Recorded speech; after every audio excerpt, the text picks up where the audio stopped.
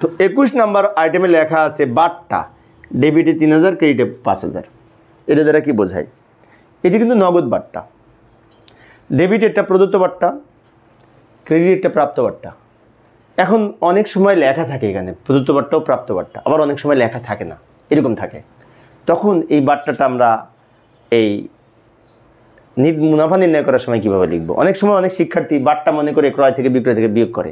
না, ক্রয় বাট্টা বিক্রয় বাট্টা ক্রয় থেকে এবং বিক্রয় থেকে বিয়োগ হয়, গত ক্লাসে দেখিয়েছিলাম। কিন্তু শুধু বাট্টাটা এই নিট মুনাফা নির্ণয় করার সময় আসবে। পরিচালন ব্যয় যখন লিখব তখন এই ডেবিটের বাট্টাটা লিখব পরিচালন ব্যয়ের মধ্যে, মাঝখানের ঘরে লিখব। ডেবিটে যে বাট্টা থাকবে সেটা পরিচালন ব্যয়ের মধ্যে বলবে। আমার সামনে যারা আসলে লিখেছো। এবার ক্রেডিটের যে বাট্টা আছে এটা কিন্তু অপরিচালন আয় বা অন্যান্য আয়ের মধ্যে বসবে। তাহলে আমরা নিচে অপরিচালন আয় লিখে নিট মুনাফা নির্ণয়ে সেখানে লিখি এই যে অপরিচালন আয় হেডিং, সেইখানে এই প্রাপ্ত বাট্টা বলে এই ক্রেডিটের বাট্টাটা বসবে। আমি আরেকবার রিপিট করছি, লক্ষ্য করি। বাট্টা ডেবিটে যেটা আছে সেটা পরিচালন ব্যয়, আর ক্রেডিটে যেটা আছে সেটা অন্যান্য আয় বা অপরিচালন আয়ের মধ্যে বসবে।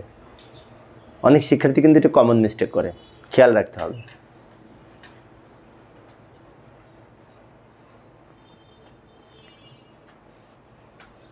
লেখা হয়েছে তোমাদের? আচ্ছা, এবার এই কমিশন ওই একই কমিশন বাট্টা যেমন ওইরকমভাবে লিখতে হবে। কমিশন ডেবিটে যেটা আছে সেটা পরিচালন ব্যয়ের মধ্যে কমিশন নামে বলবে মাঝের ঘরে, যদি বকেয়া না থাকে, সমন্বয় না থাকে, মাঝের ঘরে বলবে কমিশন নামে, কারণ ডেবিটেরটা প্রদত্ত কমিশন। পরিচালন ব্যয়ের মধ্যে কমিশন বলবে। আর ক্রেডিটে যে কমিশন আছে সেইটা এই অন্যান্য আয় যেখানে লিখব সেইখানে এই প্রাপ্ত কমিশন নামে বলবে। কমিশন ডেবিটে যেটা ছিল 2000 টাকা ওটা পরিচালন ব্যয়, আর ক্রেডিটে যে কমিশন আছে এটা কিন্তু অন্যান্য আয়। এগুলো খেয়াল রাখতে হবে কিন্তু। এরপরে একটা কমন আইটেম পরীক্ষা অনেক সময় আসে, ইজারা সম্পত্তির মিলে দেওয়া আছে 1 লক্ষ টাকা, ব্র্যাকেটে লেখা আছে 10 বছর। তাহলে এটা কীভাবে করব? ভালো করে লক্ষ্য করি। এই জিনিসটা অনেক শিক্ষার্থী ভুল করে। সেটি হচ্ছে আমরা যখন বিশদায় বিবরণী করি না, তখন অনেক শিক্ষার্থীকে দেখেছি এই 10,000 টাকা বিশদায় বিবরণী 1 লক্ষ টাকা বিশদায় বিবরণী লেখার পর সেখান থেকে অবলম্বন বিয়োগ করে অনেক শিক্ষার্থী ভুলে। আসলে তা হবে না কিন্তু। তাহলে সমাধানটা কী হবে? 10 বছরের জন্য যদি 1 লক্ষ টাকা হয়, 1 বছরের কত সেটা অবলোপন, আর অবলোপনটা পরিচালন ব্যয়। তাহলে আমরা এখানে লিখব, আমার সামনে যারা আছে একটু খেয়াল করো, ইজারা সম্পত্তির অবলোপন। কিভাবে লিখব? এই 1 লক্ষ টাকাকে 10 দিয়ে ভাগ করে 10,000 টাকা মাঝের ঘরে লিখব। ইজারা সম্পত্তিকে 10 দিয়ে ভাগ করে যে টাকাটা হবে সেটা প্রতি বছরের অবচয়। আর ইজারা সম্পত্তি অদৃশ্য সম্পদ, অদৃশ্য সম্পদের অবচয়কে অবলোপন বলা হয়। যেমন যন্ত্রপাতির অবচয় লিখি, দালান কোঠার অবচয় লিখি, কারণ এগুলো দেখা যায়, স্পর্শ করা যায়। ইজারা সম্পত্তি সুনাম, ট্রেডমার্ক, কপিরাইট, প্যাটেন্ট এগুলো দেখা যায় না, স্পর্শ করা যায় না, তো এইগুলোর অবচয়কে অবলোপন বলে। ইজারা সম্পত্তির পাশে লেখা আছে 10 বছর, এটাকে 10 দিয়ে ভাগ করে যে টাকাটা হয় অবলোপন বলে লিখবে। কিসের অবচয়? ইজারা সম্পত্তির অবলোপন নামে। অবচয় হচ্ছে, অবলোপন হচ্ছে এক ধরনের অবচয়, যেটা অদৃশ্য সম্পত্তির অবচয়কে অবলোপন বলে। বিষয়টি খেয়াল রাখবো।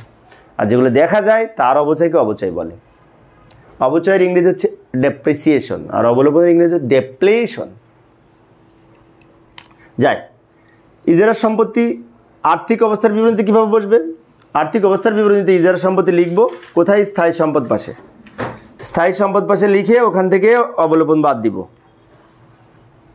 আবার বলি, এই যে ইজারা সম্পত্তি 10 দিয়ে ভাগ করে যে 10,000 টাকা হলো সেটা খরচ হিসেবে আয় বিবরণীতে লিখেছি পরিচালন ব্যয়ের মধ্যে, ওই 10,000 টাকা। বাট সম্পদ পাশে যখন লিখব তখন স্থায়ী সম্পদ পাশে ইজারা সম্পত্তি বসবে, সেখান থেকে ওই 10,000 টাকা বিয়োগ হবে। বিয়োগ করে আমার নিট ইজারা সম্পত্তি থাকলো 90,000 টাকা।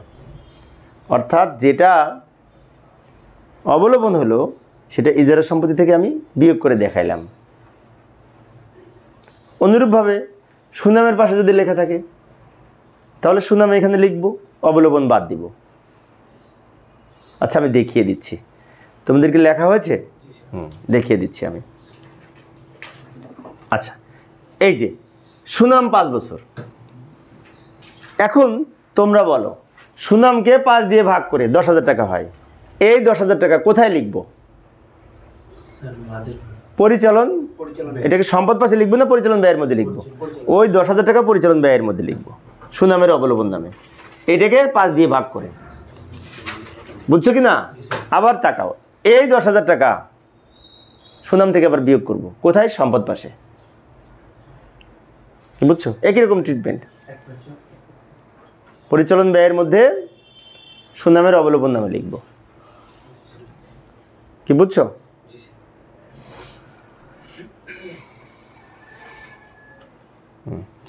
আর সম্পদ পাশে লিখব ওই স্থায়ী সম্পত্তির মধ্যে। সুনাম কিন্তু স্থায়ী সম্পদ, স্থায়ী সম্পদ যেখানে লিখব। আচ্ছা সম্পদ পাশে কিন্তু স্থায়ী সম্পদ, চলতি সম্পদ, বিনিয়োগ ভাগ ভাগ করে লেখা হয়। তো স্থায়ী সম্পত্তির মধ্যে কী কী লিখতে হয়? সুনাম, ইজারা সম্পত্তি, কলকবজা, দালান কোঠা, প্যাটেন্ট, ট্রেডমার্ক, কপিরাইট, ভূমি, এগুলো সব স্থায়ী সম্পদ। মনে থাকবে? স্থায়ী সম্পত্তির মধ্যে সুনাম লিখব 5 লাখ, সরি 50,000, 50,000 প্রথম করে, বাদ লেখা হয়েছে। আচ্ছা এখন আর তোমাদের লেখার দরকার নেই, পরবর্তীতে দেখো বুঝো, কারণ সুনামের মতো আরও কিছু আইটেম আছে, সেম ট্রিটমেন্ট। ঠিক আছে, তাকাও, মন দিয়ে বুঝবা, ভালো করে দেখো। ট্রেডমার্ক 10 দিয়ে ভাগ করে যে টাকাটা হয় কোথায় লিখবো বলো? পরিচালন ব্যয়ের মধ্যে। কি নামে? ট্রেডমার্কের অবলম্বন। টাকা কত হবে? 2,000। কোথায়? প্রথম করে না সে মাঝের ঘরে? মাঝের ঘরে। এবং এই 2,000 টাকা আবার কি করব? স্থায়ী সম্পদ পাশে। গুড, সুন্দর। ট্রেডমার্ক এখানে লিখে বাদ অবলম্বন, এটাকে 10 দিয়ে ভাগ করে 2,000 টাকা বিয়োগ করে 18,000 টাকা হবে। কি বুঝছি কি না? আরেকটা দেখায়। আমার কথা হচ্ছে কি যে অঙ্ক শিখতে হবে এইভাবে, প্রশ্ন করার সাথে সাথে ঠাস ঠাস করে বলে দিব।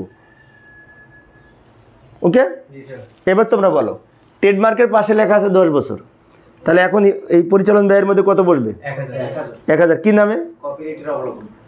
সরি, কপিরাইটের অবলম্বন নামে। এটাকে 10 দিয়ে ভাগ করে 1,000 টাকা। এবং এই 1,000 টাকা আবার কি করবো? স্থায়ী সম্পদ পাশে এটা কপিরাইট লিখবো, সেখান থেকে বাদ অবলম্বন বিয়োগ করে লিখবো। বুঝছো কি না? কিন্তু আমি এটা বারবার কেন দেখাচ্ছি, অনেক শিক্ষার্থী কি করে, এই যে বাদটুকু দেখাচ্ছে না, এটা না পরিচালন ব্যয়ের মধ্যে দেখায়, কিন্তু আসলে সেটা না, পরিচালন ব্যয়ের মধ্যে খালি এইটুকু বসবে 1,000, আর সম্পদ পাশে বিয়োগ করে দেখাবো। আমি যখন খাতা দেখি, বোর্ড পড়ছিলাম তখন দেখি যে এরকম সমস্যা ভুল করে অনেকে। এবার বলো প্যাটেন্ট, স্থায়ী সম্পত্তির মধ্যে প্যাটেন্টের অবলম্বন কয় টাকা লিখবো? পরিচালন ব্যয়ের মধ্যে, সরি কত টাকা? এটাকে 10 দিয়ে ভাগ করে 3,000 টাকা। এই 3,000 টাকা আবার কি করবো? স্থায়ী সম্পদ পাশে কার থেকে বিয়োগ করবো? প্যাটেন্ট থেকে। কি বুঝছো কি না? প্যাটেন্ট লিখবো, সেখান থেকে বাদ অবলম্বন বিয়োগ করব। এবার একটা বলো প্রাথমিক খরচ। প্রাথমিক খরচটা এখানে লেখা আছে 10% অবলম্বন, তো 2,000 টাকা 20,000 টাকা 10%, 2,000 টাকা। এই 2,000 টাকা প্রাথমিক খরচের অবলম্বন, এটা কোথায় লিখব? পরিচালন ব্যয়ের মধ্যে। প্রাথমিক খরচের অবলম্বন কিভাবে পেলাম? 20,000 10%, 2,000 টাকা। এই 2,000 টাকা আবার কি করব? স্থায়ী সম্পদ। কিন্তু একটা বিষয় আছে, প্রাথমিক খরচ অলিক সম্পদ। কি সম্পদ? অলিক সম্পদ। প্রাথমিক খরচ অলিক সম্পদের আমি লিস্ট দেবো পরবর্তীতে। তো অলিক সম্পদ হেডিং দিয়ে প্রাথমিক খরচ লিখে সেখান থেকে অবলম্বন বিয়োগ করব। ভালো করে দেখো, দালান কোঠা, কলকবজা, ইজারা সম্পত্তি, ভূমি, প্যাটেন্ট, ট্রেডমার্ক, সুনাম, এগুলো সব স্থায়ী সম্পদ। বাট অলিক সম্পদ কিছু আছে, যেমন এই প্রাথমিক খরচ, তারপরে মনে করো ওই ব্যবসায়ী স্থানান্তর ব্যয়, তারপরে মনে করো ওই যে বিলম্বিত বিজ্ঞাপন, এরকম কিছু আইটেম আছে যেগুলি অলিক সম্পদ। অলিক সম্পদের একটা লিস্ট আমি দিব তোমাদের, ঠিক আছে? হ্যাঁ, এবার আসি দালান কোঠা ও সুনাম, এটা কোথায় বসবে? স্থায়ী সম্পদ। এটা অবলম্বন নেই এখানে, অবশ্যই ধরিনি, অবশ্যই ধরলে পারতাম। ভূমি ও দালান কোঠা 4 লাখ টাকা, কোথায় বসবে? স্থায়ী সম্পদ পাশে। ভূমি ও দালান কোঠা স্থায়ী সম্পদ পাশে। আচ্ছা, ভূমি ও দালান কোঠা সাধারণত অবশ্যই হয় না, জানো? কারণ ভূমি আজকে যদি কিনি আমি, জমির মূল্য কি কখনো কমে? সেজন্য আমি অবশ্যই দিই নাই, বুঝছো? বাস্তবিক দিক থেকে ভূমি ও দালান কোঠার অবশ্যই সাধারণত হয় না বললেই চলে। হতেও পারে, কিন্তু না হওয়ার সম্ভাবনাই বেশি। হবে না এমনটি আইন না, কিন্তু না হওয়ার সম্ভাবনা বেশি। কেননা আমি একটা বাড়ি সহ যদি জমি কিনি, 5 বছর পরে দাম বাড়বে না কমবে? বাড়বে না? তাহলে এটার অবশ্যই হওয়া উচিত না আমার মনে হয়। কিন্তু অনেক অঙ্কে তৈরি করার সময় অনেক স্যার যদি লিখে থাকে ভূমি ও দালানের অবশ্যই এত%, কিন্তু এটা অবাস্তব, কেননা হয় না অবশ্যই, বুঝছো? সেজন্য অবশ্যই দিই নাই। টাকাও কলকবজা 80,000 টাকা, এটা লেখার দরকার নেই, দেখো তো। কলকবজা স্থায়ী সম্পত্তির হিসেবে গণ্য। এখন কলকবজার উপরে যে পার্সেন্টেজ কেটে 10% 8,000 টাকা হলো, এটা তো অবচয়। এটা কোথায় লিখবো? পরিচালন ব্যয়ের মধ্যে, বিষয়দায় বিবরণীতে। কোন ঘরে? কত টাকা? 8,000 টাকা। এখন এই 8,000 টাকা আবার কি করবো বলো তো? ওই স্থায়ী সম্পদ পাশে কলকবজা থেকে বাদ দিব। আমি একটু দ্রুত দেখাচ্ছি সময় সেভ করার জন্য, কলকবজা থেকে বিয়োগ করে দেখাবো। কি বুঝছো কি না? আর একটা দেখাই, দেখো আসবাবপত্র সেম 30,000 টাকার উপর 10% অবশ্যই 3,000 টাকা। 3,000 টাকা কোথায় লিখবো? পরিচালন ব্যয়ের মধ্যে। আসবাবপত্রের অবস্থায় নামে কোন ঘরে? বাহ, ফাইন। এবার তুমি বলো এই অবস্থাটা আবার কি করবো? আসবাবপত্র থেকে বাদ দিব। কোন জায়গায়? স্থায়ী সম্পদ পাশে। একটু দ্রুত বলছি সময় সেভ করার জন্য, কারণ সহজ আইটেম না। আচ্ছা, আমি ফাইনাল অ্যাকাউন্টটা অনেকভাবে আমি দেখেছি, ছাত্রছাত্রীদের শেখানোই যায় না। সেই জন্য আমি টার্গেট করছি যে কিছু কিছু বিষয় আমি এখানে এমনভাবে বলবো, বারবার একই জিনিস বিভিন্ন রকমভাবে দেখাবো, যাতে ছোটস্থ হয়ে যায়। এখন মাহিম বলো, এই 40,000 টাকার 10% অবচয় হলো, কোথায় লিখবো? পরিচালন ব্যয়ের মধ্যে। আর অফিস সরঞ্জামের অবচয় কোন ঘরে? মাঝের ঘরে। আবার এই টাকাটা কি করবো? কোন সম্পদ? চলতি না স্থায়ী? এই যে স্থায়ী সম্পদের মধ্যে অফিস সরঞ্জাম লিখবো, লিখে সেখান থেকে পার্সেন্টেজ কেটে যেটা হয়েছে সেটা বিয়োগ করবো, বিয়োগ করে লিখবো। কি ক্লিয়ার? হ্যাঁ। এবার সোয়াদ বলো, গরুর গাড়ি, মোটর গাড়ি আর ডেলিভারি ভ্যান, এটা সমার্থক শব্দ আর কি। 10% 6,000 টাকা। এই 6,000 টাকা কোথায় লিখবো? পরিচালন ব্যয়ের মধ্যে। কোন ঘরে? মাঝের ঘরে। এই 6,000 টাকা আবার কি করবো? যোগ করবো না বিয়োগ করবো? বিয়োগ করবো। এই যে স্থায়ী সম্পদ পাশে, আর্থিক অবস্থার বিবরণী স্থায়ী সম্পদ পাশে মোটর গাড়ি লিখবো 60,000, এখান থেকে বাদ পুঞ্জীভূত অবচয়। কি লিখবো? পুঞ্জীভূত অবচয় লেখা ভালো। আজকে 40টা আলোচনা করবো। কয়টা? 40টা। 40টা রেহামিলের আইটেম আমরা আজকে শিখবো। প্রথম এর আগের পর্বে আমি আলোচনা করেছি কয়টা? 20টা। আর এই 20টা, 40টা। এরকম যদি আমরা আরও 40টা শিখতে পারি, তো 80টা আইটেম যদি আমরা শিখি, আর কিছু বাকি থাকে নাকি? ধাপে ধাপে শিখতে হবে। 80 নিষ্কর প্রিমিসেসের, এইটির উপরে 10% 10,000 টাকা। তাহলে নিষ্কর প্রিমিসেসের অবচয়। নিষ্কর প্রিমিসেস মানে যে সম্পত্তির কর দিতে হয় না, free hold property, tax free property. এটা এক ধরনের স্থায়ী সম্পদ, দালান কোঠার মতো, জমির মতো। সেজন্য স্থায়ী সম্পত্তির অবচয়, এটির উপরে পার্সেন্টেজ কেটে 10,000 টাকা হবে। 10,000 টাকা পরিচালন ব্যয় নামে। কোথায় লিখবো? মাঝের ঘরে, বিষয়দায় বিবরণীতে। এবার বলো এই 10,000 টাকা আর কোথায় যাবে? ওই স্থায়ী সম্পদ পাশে। স্থায়ী সম্পদ পাশে নিষ্কর প্রিমিসেস লিখবো, এখান থেকে বাদ পুঞ্জীভূত অবচয় বলে বিয়োগ করবো, ওই আসবাবপত্র দালান কোঠার মতো। আর 3টা আইটেম আছে, 40 পর্যন্ত আলোচনা করবো। ভূমি, অফিস সাজসজ্জা। আচ্ছা, অফিস সাজসজ্জা কিন্তু আসবাবপত্রের মধ্যে পড়ে, আসবাবপত্রের মধ্যে পড়ে। তারপরেও আমরা এই অফিস সাজসজ্জা লিখলাম, এর ইংরেজি হচ্ছে ফার্নিচার অ্যান্ড ফিটিংস। এবার অফিস সাজসজ্জাও কিন্তু স্থায়ী সম্পদ। তো এটির উপরে পার্সেন্টেজ করে 2,000 টাকা হয়। পিটার বলো কোথায় লিখবো? অফিস সাজসজ্জার অবচয় কোথায়? কোন ঘরে? মাঝের ঘরে। এই টাকাটা আবার কি করবো? আর্থিক অবস্থার বিবরণী অফিস সরঞ্জাম লিখবো, অফিস সাজসজ্জা লিখবো, সেখান থেকে বাদ পুঞ্জীভূত অবচয়। ওই টাকাটা মনে থাকবে। এবার বলো এইটা কিন্তু একটা জটিল আইটেম, অনেক শিক্ষার্থীর এটা কঠিন মনে হয় এবং এটা একটা আনকমন আইটেম, খুব ভালো করে বুঝি। এই আইটেমটা আমি পরে আলোচনা করতে চাইছিলাম কিন্তু চলে এসছে সামনে, এখন পড়ি।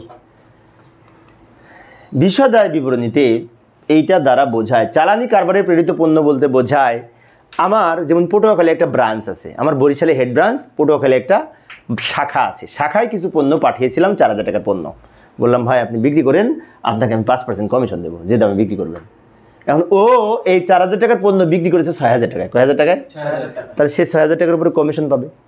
এই কমিশনটা বাদ দিয়ে আমার এই আসল টাকা বাদ দিয়ে কিছু লাভ হবে, সেই লাভটা এখানে লিখতে হবে অন্যান্য আয়ের মধ্যে। লাভ মানে তো অন্যান্য আয়।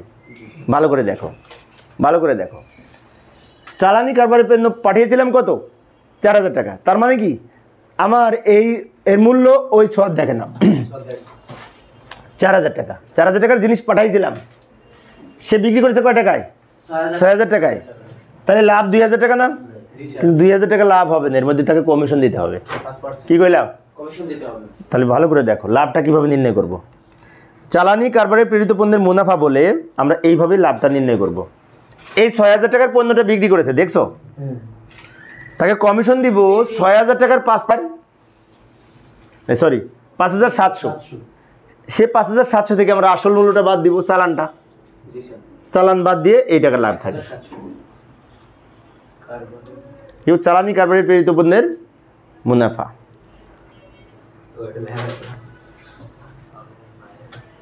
লেখা হয়েছে, অর্থাৎ 6,000 টাকা থেকে প্রথমে 5% বিয়োগ করব, যা থাকবে সেখান থেকে আবার আমার চালানের 4,000 টাকা বিয়োগ করবো, আসল টাকাটা দিয়ে যোগ বিয়োগ করে আমার মুনাফা হলো কত? মুনাফা হলো কত? 1,700 টাকা। ওটা অন্যান্য আয়ের মধ্যে মুনাফা নামে বলবে।